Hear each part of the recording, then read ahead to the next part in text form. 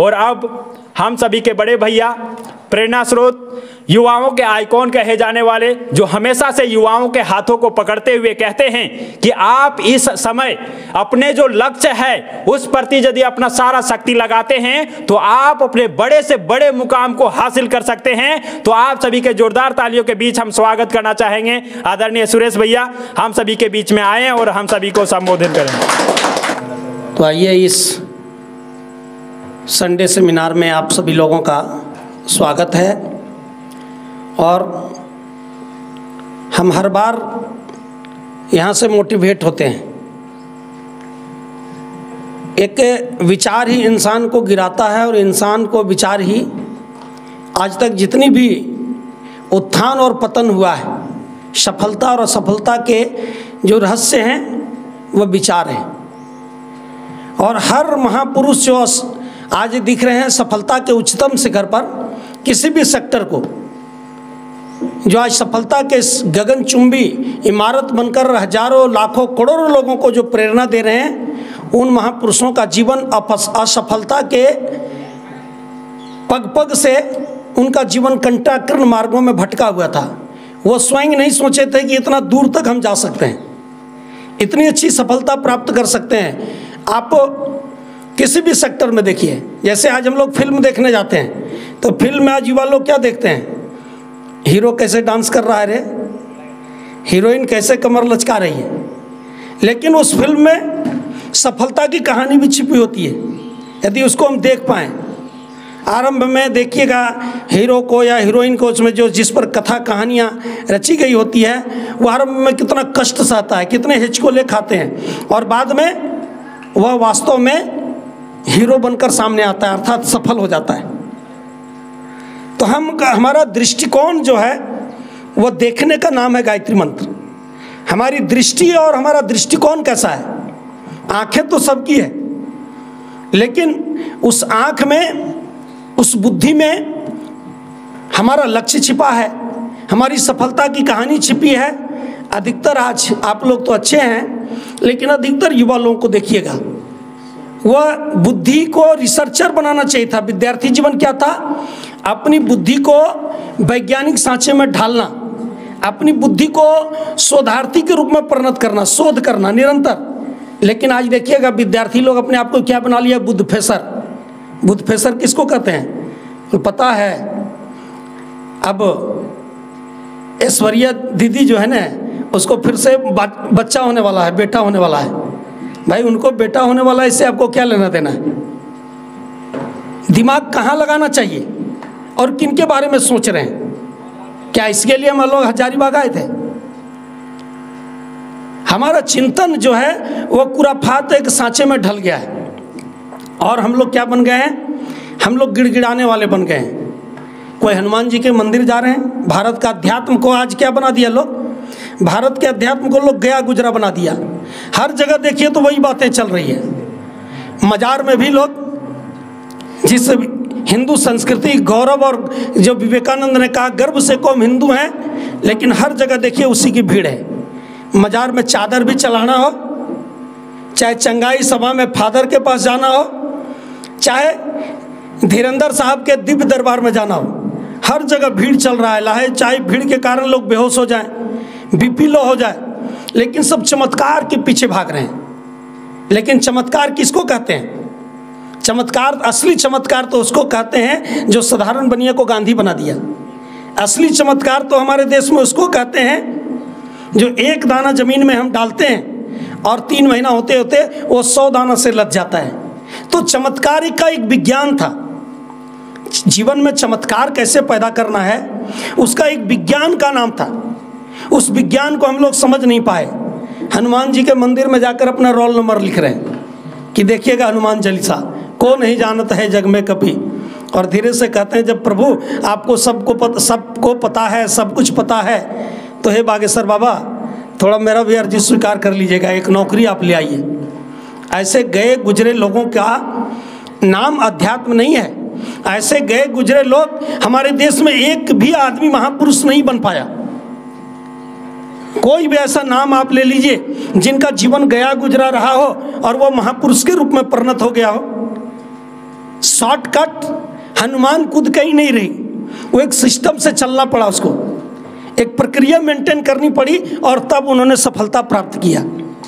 जब कहते हैं आदमी हताश हो जाए, आदमी जब निराश हो जाए, आदमी अपने आप को कायर समझने लगे, आदमी जब अपने आप को दीनहीन समझने लगे और उसके सामने अंधेरा की खाई दिखाई पड़े, सफलता की कहीं किरण नजर नहीं आए, तो ऐसे समय में ही भारत का अध्यात्म मनुष्य के जीवन में चमत्कार पैदा करता है और उसी चमत्कार का नाम है गायत्री महामंत्र। गायत्री मंत्र क्या करता है? वही फिल्म वाला गीत, चेहरा क्या देखते हो दिल में उतर कर देखो ना। गायत्री मंत्र कहता है अपने आप को सजा कर तो देखो, अपने आप को बना कर देखो। भाई उस हीरोइन को बेटा होने वाला है, लेकिन आपका तो नरेटा यहीं असफलता में फंसा हुआ है।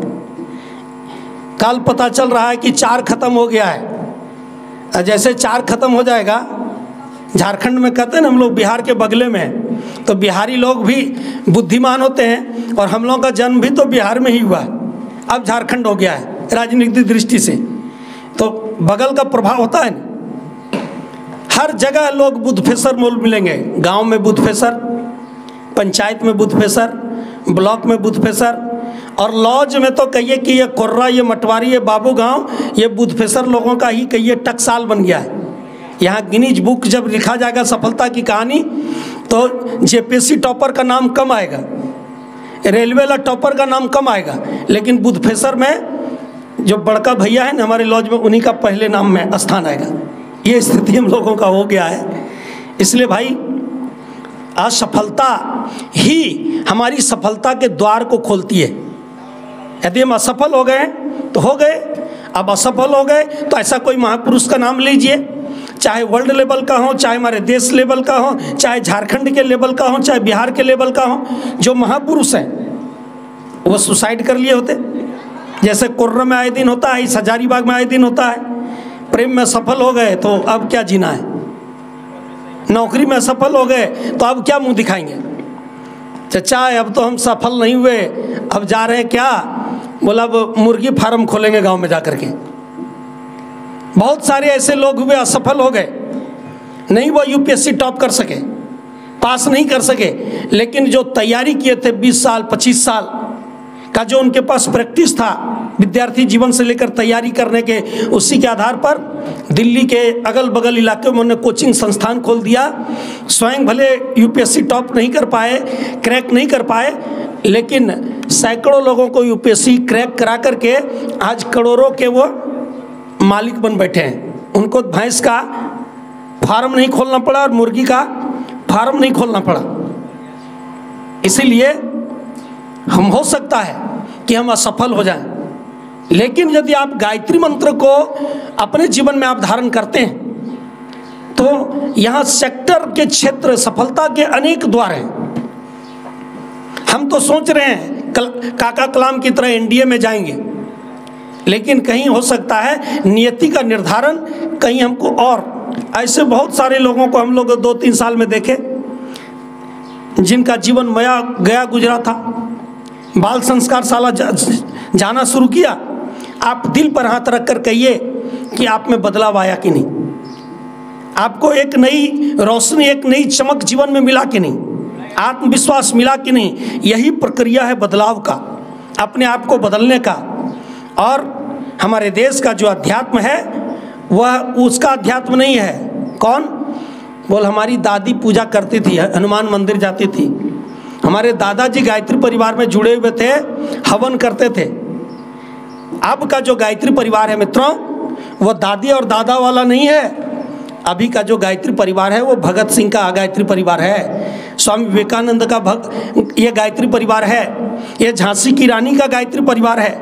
अर्थात कुछ कर गुजरने की उमंग, उल्लास। हम असफल हो गए, हो सकता है कि एक धक्का हमको और लगाना पड़ेगा।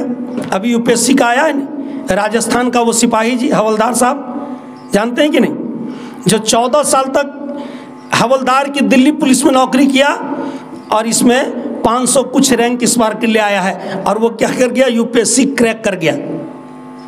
वो जानता था कि 14 साल के बाद हम यूपीएससी क्रैक कर लेंगे। इसीलिए हम लोगों को स्किल्ड युवा बनना चाहिए। स्किल्ड का मतलब केवल नौकरी के भरोसे नहीं बैठना है, बल्कि ऐसी क्षमता अपने अंदर से दिल में उतरकर, गहराई में उतरकर, और वो शक्ति ईश्वर से मांगते हैं, वो सूर्य देवता का ध्यान के माध्यम से अपने अंदर उस एनर्जी को अर्न करते हैं, और जिसके माध्यम से कुछ करने की क्षमता हमारे अंदर हो। अध्यात्म त्याग और समर्पण का नाम है। अभी हमारे आदरणीय डॉक्टर चिन्मय पंड्या जी का नाम आप जानते हैं। वो MBBS में टॉप किए, और टॉप करने के बाद MRCP लंदन से, बहुत बड़े साइकियाट्रिस्ट, मनोचिकित्सक, इतने बड़े डॉक्टर लंदन में प्रैक्टिस करते थे, और साल का उनका पैकेज जानते हैं कितना था? 2 करोड़ रुपया का। 2010 में एकाएक उन्होंने कहा अपने पिताजी से, जो हम लोग के गायत्री परिवार के अभी प्रमुख हैं, जो परम पूज्य गुरुदेव को प्रमुख शिष्य हैं, जिनको गुरुदेव ने सूक्ष्मीकरण के समय 12 वर्ष तक अपने कमरे में जिन अपने साथ रखा, और जो अभी गुरु जी के बाद अखंड ज्योति के लेखक हैं, वैज्ञानिक अध्यात्मवाद का जो प्रयोगशाला बना उसके पहला निदेशक रिसर्चर वो बने, और देव संस्कृति विश्वविद्यालय के वर्तमान कुलाधिपति हैं, जो गुरु जी के जाने के बाद लगभग 50 देशों तक इस गायत्री परिवार, भारतीय गायत्री परिवार को अखिल विश्व गायत्री परिवार के रूप में परिणत किया। जो वैज्ञानिक अध्यात्मवादी पत्रिका अखंड ज्योति के वर्तमान लेखक, संपादक भी लेखक भी कह सकते हैं, वो प्रणव पंड्या जी के इकलौता लड़का डॉक्टर चिन्मय पंड्या जी कहते हैं, पापा अब हम यहाँ आकर शांति कुंज में सेवा देना चाहते हैं। तो डॉक्टर साहब ने सोचा कि बीच बीच में आकर बोला, ठीक है क्लिनिक में अपना समय दो। बोला क्लिनिक में नहीं, जब आएंगे नहीं, हम नौकरी छोड़कर आना चाहते हैं। बोला नौकरी तो छोड़कर आ जाएगा, लेकिन 2 करोड़ का पैकेज तो हम साल में नहीं दे सकते हैं, क्योंकि उनका वेतन उनको पता था। बोला सिर्फ हम आपसे आशीर्वाद और आज्ञा मांगते हैं, हम यहाँ वेतन के बिना काम करेंगे। मित्रों देख लीजिए सफलता की नई बारात। अभी हमारे डॉक्टर चिन्मय पंड्या जी ब्रिटिश पार्लियामेंट के संसद में, लॉर्ड्स ऑफ हाउस में, भारत का सर्वश्रेष्ठ पुरस्कार पाने वाले, पहली बार ब्रिटिश पार्लियामेंट में गायत्री मंत्र से उनका लिए सम्मान समारोह का आयोजन किया गया। वह स्कॉटलैंड, नीदरलैंड, बाल्टिक देश, यूरोपीय, ये कहिए कि गायत्री जयंती के अवसर पर लगभग 15 दिनों की यात्रा करके वापस आए हैं।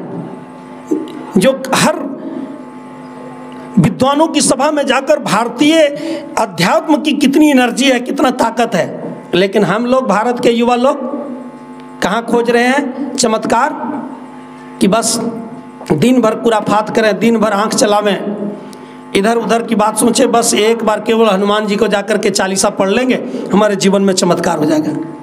ऐसा नहीं होने वाला है। परमात्मा हमारे अंदर एक चिप पैदा किया है, सेट कर दिया GPS, हमको हर क्षण वो देख रहा है।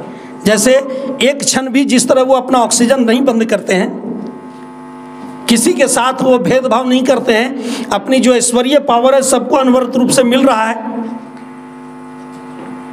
उसी तरह मित्रों हमारे कर्म का लेखा, जैसे हम जब चलते हैं तो हमारी छाया हर समय हमारे साथ होती है, उसी तरह हमारे GPS हमारे क्रियाकलापों को देखते हैं। वो चित्रगुप्त उनका नाम है, गुप्त रूप से हमारे पास बैठा है, हमारे हर समय के चित्र को वो गुप्त तरीके से, वो रील वहाँ कई मेमोरी में लोड हो रहा है। इसलिए आज हम लोगों को उस भक्तों की सूची में आनी चाहिए जो संघर्ष का एक नई इबारत लिख सकें, और हम सभी लोगों को हर जगह एक अवसर खोजें। हर सेक्टर में आप सफलता प्राप्त कर सकते हैं। हर आदमी एक ही सेक्टर के लिए नहीं बना है। ये क्या है? प्रकृति विविधताओं का ये रंग है। इसमें सब तरह की 7 रंग से भरा हुआ इंद्रधनुष है। आप किस सेक्टर में जाना चाहते हैं? और जब ध्यान की गहराइयों में जाएंगे मित्रों, गायत्री मंत्र को जीवन में आप अपनाएंगे तो आपके जीवन में निश्चित रूप से चमत्कार पैदा होगा। इसलिए हम लोगों को बुद्धि का रिसर्चर बनना चाहिए, शोध करना चाहिए। बुद्ध फेसर लोगों की संख्या तो चारों तरफ लॉज में वो मौज उड़ा रहा है। उसको ये नहीं पता है कि 3 साल के बाद यहाँ से हमको घर कैसे जाना है। वो उसको उनसे तो हल भी नहीं चलने वाला है। वो ऐसे बोला कि भाई आप 8 घंटा का मेहनत करके सफल होना चाहते हैं या लॉज में मौज उड़ा करके मजदूर फिर से बनना चाहते हैं, लेबर बनना चाहते हैं?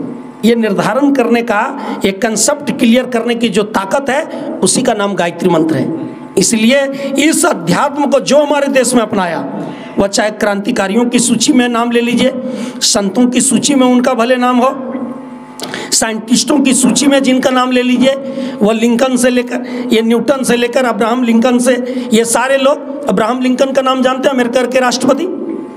वो बेचारे अखबार जलाते थे रोड पर और वहां पढ़ते थे। अध्यात्म हमारे छिपी हुई चेतना को उभारता है। अगर उस दिन सुसाइड कर लिए रहते, गंगा में कूद गए रहते काका कलाम, तो इस देश को एक महान वैज्ञानिक से वंचित हो जाते हैं। अब कोई ऐसा नहीं है नौकरी है, भाई हम भी तो कोई बड़ी नौकरी नहीं कर रहे हैं। अगर हमने भी अध्यात्म का अवलंबन नहीं लेता और बड़ी नौकरी भी जीवन में नहीं था, तो आप समझ जाइए कि हम क्या कर रहे होते। इसलिए अध्यात्म आदमी को अंदर से ठीक करता है। जो अध्यात्म जीवन के उतरता है, वह आदमी, उनकी मन की ताकत बढ़ जाती है, उनका जो बुद्धि है वो सही दिशा में काम करने लगता है, वह अपना समय का सदुपयोग करने लगता है, वह अपने स्वास्थ्य का संवर्धन करने लगता है और अपने आप को इतना अंदर से मजबूत बना लेता है कि वह एक ड्राइवर बन जाता है। वह एक कहिए कि समाज का दिशा देने वाला मोटिवेटर बन जाता है। मोटिवेटर लोग कहते हैं ना कि मोटिवेशन क्लास चलाते हैं। भाई हम लोग मोटिवेशन नहीं, गुरुदेव ने कहा कि हम लोग तो भाई वो हैं भंगी। भंगी क्या करता है?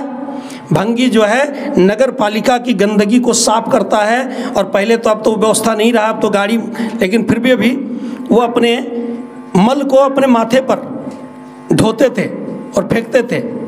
हम लोग भी यहाँ जो आए हैं, आपके अंदर वही झाड़ू, वही डफला लेकर के हजारीबाग में आए। आपके अंदर का बैठा हुआ जो कचरा है, जो चीप लग देख रहा है भगवान, कितना कचरा भरा पड़ा है कि आप 6 घंटा भी मन से मेहनत नहीं कर रहे हैं।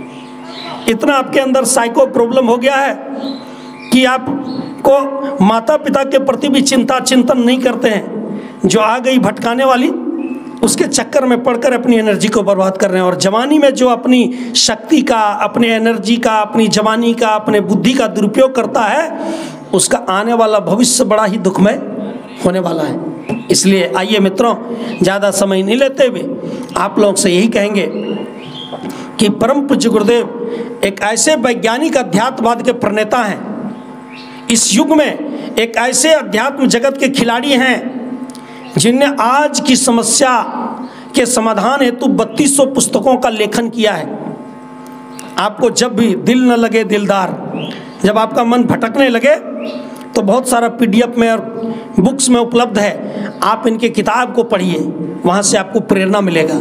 जितना देर आप गायत्री मंत्र की उपासना करते हैं, उतना देर आप परम पूज्य गुरुदेव की किताब को पढ़ें। आज देख लीजिए, ये 30 मई को गायत्री जयंती आने वाला है।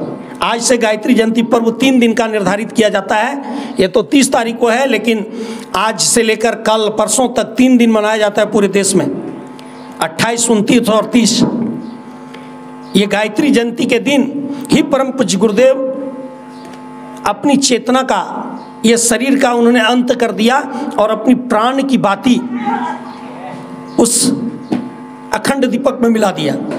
1 साल पूर्व ही उन्होंने कहा कि अगले साल हम परोक्ष जगत की यात्रा करेंगे। गुरुदेव ने कई समस्या गिनाया, जो समस्या के लिए आज वैज्ञानिक लोग अभी बारे में, जिसके बारे में सोच रहा है, ग्लोबल वार्मिंग। गुरुदेव ने उस समय कहा कि आपको दिखाई नहीं पड़ता अंतरिक्ष यानी युद्ध की खतरा बढ़ रहा है, आपको नहीं दिख रहा अंतरिक्षीय विकिरण बढ़ रहे हैं, आपको नहीं दिख रहा है परमाणु बम से दुनिया को नष्ट करने के लिए वैज्ञान आज के बुद्ध फेसर लोग तुले हुए हैं, आपको दिखाई नहीं पड़ रहा है हवा में प्रदूषण जहर फैल रहा है, आपको नहीं दिख रहा है आने वाले दिनों में पानी में की कमी पड़ने वाली है, आपको दिखाई नहीं पड़ रही है जनसंख्या का विस्फोट हो रहा है। इसलिए हम सूक्ष्म शरीर में जाएंगे। आप लोग ये मत सोचना कि गुरुजी मर गए हैं, 1 मिनट में 20,000 मील की यात्रा करेंगे PY पे ग्रुप में डाले हुए भी, और आपको सहायता भी करेंगे, आपको स्वस्थ भी रखेंगे, आपको ऊंचा भी उठाएंगे और जब पुकारेंगे। लेकिन किनको? भाई अभी जो चार्जर का उदाहरण दिए कि नहीं, लकड़ी में आप करंट सटाएंगे तो प्रभावित होने वाला है क्या? उसके अनुकूल आपको बनना पड़ेगा। इसके पास समय हो तो उस दिन 1 घंटा का जप आप और हवन गायत्री मंदिर में जाकर अवश्य करें 30 मई को। इससे आपको अनुदान मिलेंगे, वहाँ एक ऊर्जा वाइब्रेट होता है, उस जगह से कनेक्टिविटी बनेगी। और गायत्री जयंती पावन पर्व की आपको अग्रिम शुभकामनाएं देते हुए अपनी वाणी को यहीं विराम देते हैं। धन्यवाद, नमस्कार।